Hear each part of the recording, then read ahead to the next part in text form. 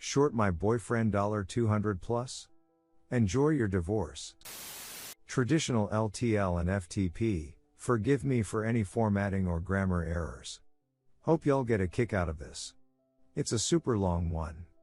A lot of people know I read it, so some details have been changed, but overall the story is as accurate as can be. So this whole debacle started in my freshman year of college. I went to a religious college, so there were a lot of really strict rules regarding curfew and punishments for not going to the mandatory worships. This comes into play later. Background on me: I am not a physically imposing young lady, just under 5 feet and 100 pounds, soaking wet and wearing cinderblock shoes. At this time I had been recently dumped, and so I was starting college practically alone, as my ex and I were set to go to the same university, but he dropped out to join military school.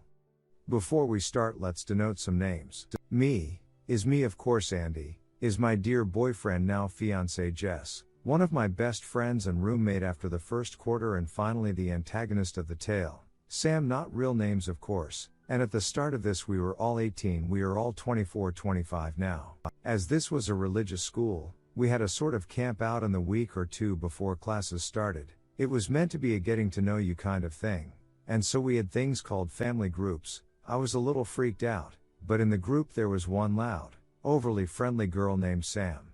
Sam was the same ethnicity as me, and so we quickly bonded over a shared ethnic background and how similar we were. She had a boyfriend in the army, and I lamented my single status and how my ex basically ditched me for the Navy.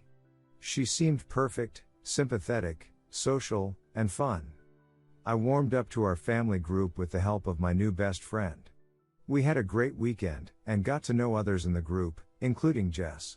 Jess was more quiet and disinterested, with a classic case of resting BTCH face, but eventually she warmed up to me and I to her. Sam didn't really like them, but you wouldn't know it unless she told you. The first sign of something off with her was during dinner. I was sitting with Jess and her friend from high school, Andy. He and I really hit it off, but as my heart was still freshly broken, I kept some boundaries up but agreed to go watch a movie when we got back from the trip. Immediately Sam pulled up a chair and was all over him, asking about his past, how he and Jess met, what he thought about her outfit, and on and on. I was a little miffed but just ate my burrito. For the rest of the trip Andy and I were hardly apart, and Sam got more and more passive aggressive with me, bringing up my ex and how I was moving on too quickly. I believed her and cancelled my date with Andy, and said that I didn't want him to just be a rebound. He was understanding and chill with just being friends, which was a blessing for me, but seemingly not good enough for Sam. After the trip was over, I decided to show them around the city since I was a local student. While the others put their stuff in their rooms, Sam asked me to stay behind because she had to confess something to me. She started spewing some BS about how Andy had cornered her outside the cabin and was being a pervert and telling her how beautiful she was, so on and so forth. I was skeptical and made it known, but her response was just looking out for you, girly. By then the others came back and I just decided to ignore what she said and have a good time in the city. This was incident 1. A couple weeks go by, Andy, Jess, and I became a little squad of sorts because all our schedules matched up, whereas finding time to hang out with Sam was more than difficult. This all came to a head when Jess and Andy planned a little trip to the local Benihana place and didn't invite Sam. She found out via social media and flew off the handle. I had gone home for the weekend, and when I came back on Monday I was greeted with drama, tears, and accusations. The gist of the situation is, the group didn't invite Sam because she is vegetarian and has a lot of allergies, so it would be dangerous to even step foot in the Benihana, and in retaliation Sam took her best friends, aka random girls from the dorm, horseback riding, and posted a photo with the caption "Better than Benihana." Incident 2.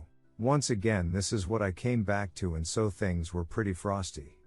I asked for some backstory, and apparently, it was work friends who invited Andy and Jess, so it wasn't even their place to invite someone else, and it wasn't like she would be able to eat anything at the Benihana anyways, so they literally didn't even think they were being rude. According to Sam, they were purposefully excluding her and that no one likes her, and that this was just like it was in high school. She didn't have very many friends, and we were just becoming privy to why exactly that was. Incident 3 was the friendship bracelets. She ordered these semi-expensive bracelets for me and Jess, but mysteriously Jess broke in the mail and the replacement would totally come any day now. Jess pretended not to be hurt, but it obviously stung when she would fawn over our bracelets and how we are such great friends. Spoiler: the bracelet never came. Now I was still trying to smooth things over, but it kept getting worse and worse. If I was hanging out with Andy or Jess, she wouldn't speak to me, but would only talk it when we were alone. During all of this, Andy and I kept getting closer and eventually started dating, but low-key caused the whole situation with Sam, and we didn't want to set her off. I know we were spineless back then. Now for the catalyst for the revenge. She was a wannabe YouTuber, and wanted to do a holiday video. Andy is a film major, but he doesn't want anything to do with her after all her lies and petty behavior. But then she made an offer we couldn't refuse. "I'll give you $200 and pay for food," and for what should have been an hour or two of filming we were sold. I was set to manage the site, since that's my personality, is get it done, and he was in charge of filming. He worked so hard on it, y'all. He storyboarded, he made a script for her, he got all his equipment together. I was so proud of him. I contacted the diner where we were filming and got everything together, and we were set. Filming day arrives and we get our hair and makeup done for the actors and actresses, and we all get to the diner an hour before, at her insistence, and set up. She says she'll be 30 minutes late, and so we decide to eat after shooting some B-roll. Guess how long it took her and her entourage to arrive? 2 whole hours. We finally get filming, and if you're counting, we have been at the diner for 4 hours, pre-filming. We spend another 2 hours filming, and we have to take after pics in our outfits and everything. Did she pay for our food? Nope. And she tells Andy, "You got a big payday coming, you deserve more than 200 for today." Hess happy cause he wanted to take me out for a nice date for the holiday, but spoiler again, she didn't pay up. So a week or 2 goes by and it gets closer and closer to holiday, and we already turned over all the footage, we are just waiting for payment. Then came the excuses. "I don't trust Zell, I'm waiting for my auntie to pay me, my aunt's in the Caribbean right now and she doesn't trust Zell either." We kept hounding her for the money, and the holiday came and went. She posted the video and stopped answering texts. Since we all lived together, I confronted her and more excuses. Then she said give her 2 more weeks. During those 2 weeks, she told everyone who would listen that she already paid us and that we were terrible people to try and extort her for more. Now at this point in the year, we are fed up with her, and Andy is ready to write the 200 off. He beaches to his smoking buddies, and the smoking buddies get our side of the story out to the relatively small school, and pretty soon she doesn't have a leg to stand on. She gets nasty, texting me all this BS about how Andy is cheating on me and that I deserve better, and screenshots of their conversations where he supposedly tells her how he'd rather not be committed. Now we had some commitment issues in the beginning, on both sides, but she tried to present these texts as recent, not stuff from months ago. The final straw was when she called me stupid and naive for staying in the relationship despite him being a greedy man. Now I was going scorched earth. For some background on Sam. She was a chronic cheater, like get drunk at a party and give a guy a blowjob cheater, then go out the next weekend and do it again. She was also married. She and her husband got married right out of high school, which is typical of army guys in my experience. The ink wasn't even dry on the marriage certificate, less than a year when she burned us. But I was someone she chose to confide in since she thought I was too stupid to see through her after all the acid she put us through. So I gathered evidence, all the cheated, the videos of her doing acid at parties, sex with various guys, the drinking binges, and her acid talking her loving army boyfriend. I gathered all of this information for more than a year. I felt horrible for the guy, but I needed a file that would damn her to legal hell. D-Day arrived when about a year and a half after I met her she told me that she thought her husband was cheating, as when he was deployed she found a video on his phone of him and his buddy dancing on some girls in a club. Sam was livid. She was cursing and swearing she would take him for every cent in court for cheating on her.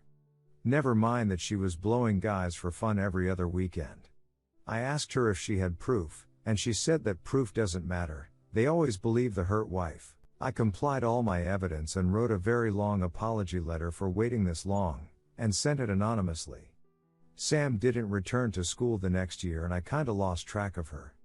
I got reminded when my fiancée showed me that terrible video we did for her. I confessed what I did and we social media stalked her accounts.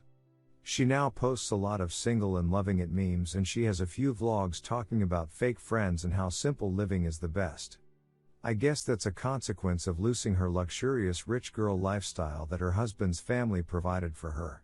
Looking at her ex-husband's page, he has a beautiful wife and a baby on the way, looking way happier than I'd ever see him. Edit. TL. Dr. So yeah, don't be a BTCH and short people $200. It'll cost you your husband, your cushy lifestyle, respect, and 1 year of untransferable credits at an out-the-ass expensive school.